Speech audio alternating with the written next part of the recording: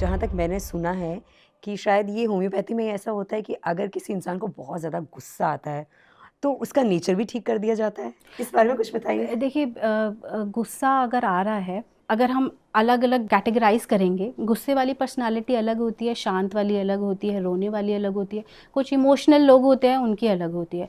और डिपेंड करता है उसका एनवायरनमेंट क्या है, वो किस स्ट्रेस में है उस दौरान, ठीक है? किस दुविधा में वो फँसा हुआ है जिसकी वजह से उसे गुस्सा आ रहा है। कुछ लोगों का वे ऑफ एक्सप्रेशन ये होता है कि वो गुस्से के थ्रू अपना एक्सप्रेस कर देते हैं।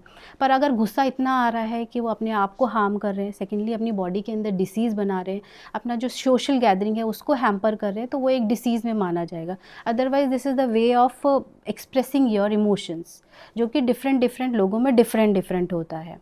और ये भी एक बहुत इम्पॉर्टेंट टूल होता है हमारे लिए। अगर पेशेंट आके हमारे पर गुस्सा भी कर देते हैं कि आपकी दवाई कुछ काम नहीं कर रही है, क्या काम कर रही है, तो ये भी हमारे लिए बहुत इंपॉर्टेंट फैक्टर होता है उस पेशेंट को जज करने के लिए। जज करना और इसके बेस पे हम दवाई भी उसको प्रिस्क्राइब कर सकते हैं। डॉक्टर लीना, गुस्से की वजह से फिर क्या-क्या बीमारियाँ हो सकती हैं पेशेंट को? अ, अनु, ये जो गुस्सा है ये बहुत सारी बीमारियों का कारण होता है। बहुत लोगों को गुस्सा आता है, कुछ लोग उसको एक्सप्रेस कर देते हैं, कुछ लोग इसको दबा लेते हैं। 2 तरह की पर्सनैलिटी हो गई इसमें, और उनको पता भी नहीं चलता अनजाने में कितनी सारी बीमारियाँ उन्होंने अपने अंदर ले ली है।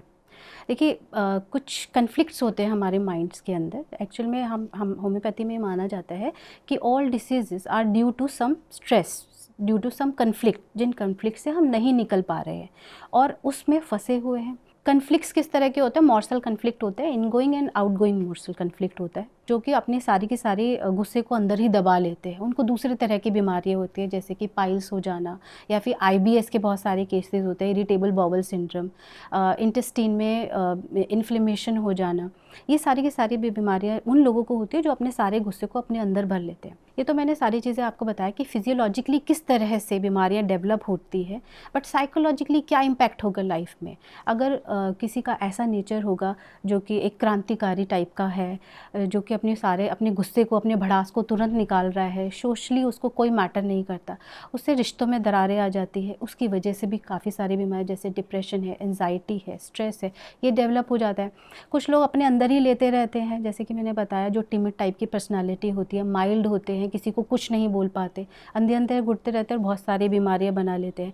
उसमें क्या होता है कि वो अपने ही दायरे में रहते हैं, इंट्रोवर्ट टाइप की पर्सनालिटी बन जाते हैं, बहुत ही सेंसिटिव टाइप के लोग हो जाते हैं, इमोशनली किसी भी बात से वो डिस्टर्ब हो जाएंगे, और एक बैलेंस जो है फैमिली के अंदर नहीं मेंटेन कर पाएंगे। उनको पता भी नहीं चलेगा कि धीरे धीरे साइकोलॉजिकली बीमारियां उनको बनती जा रही हैं।